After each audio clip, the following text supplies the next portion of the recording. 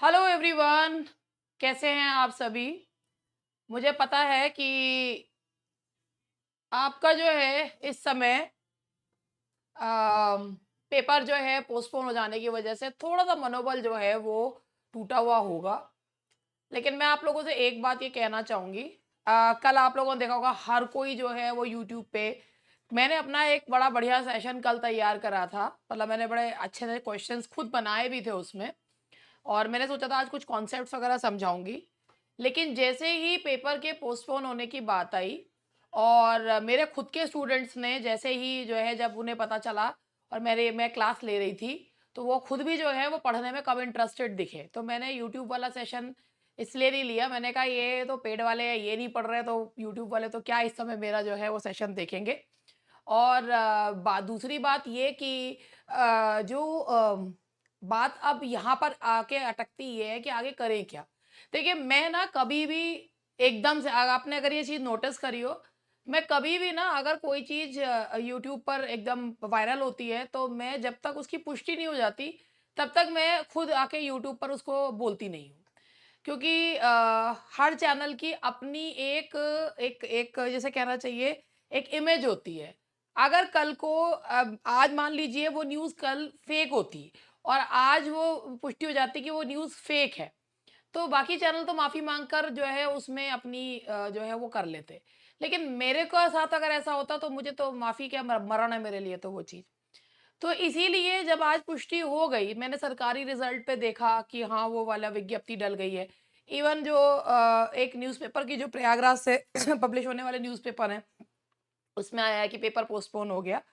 तो मैं अब आप लोगों को ये कह रही हूँ कि देखिए यूपी टीजीटी का पेपर जो है वो जुलाई में चला गया है। लेकिन अब आप लोग जो है सबसे पहले तो जो लोग ये उनके लिए बहुत बड़ा झटका है, जो अब फाइनल 10 डेज़ के हिसाब से तैयारी करके बैठ रहे थे, तैयारी मतलब उनकी चल रही थी।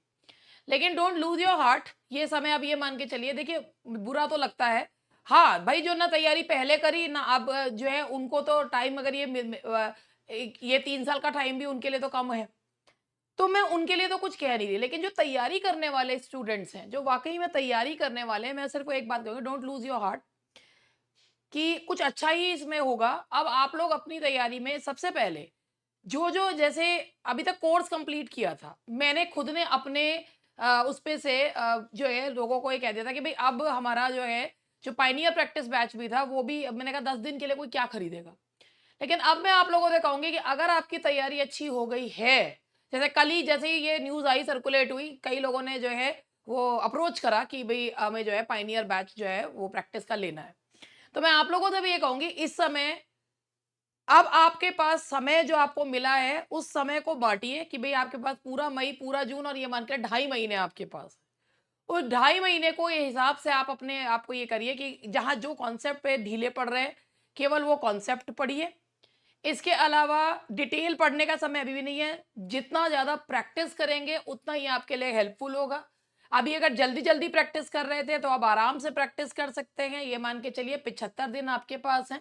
तो 75 दिन में हर दिन का एक टाइम टेबल, एक शेड्यूल होना चाहिए कि मुझे इस तरीके से अपनी प्रैक्टिस करनी है। ये भी मैं फिर यही कहूँगी, ये 2.5 महीने भी the more you practice, the more you learn और प्रैक्टिस कायदे की करिए।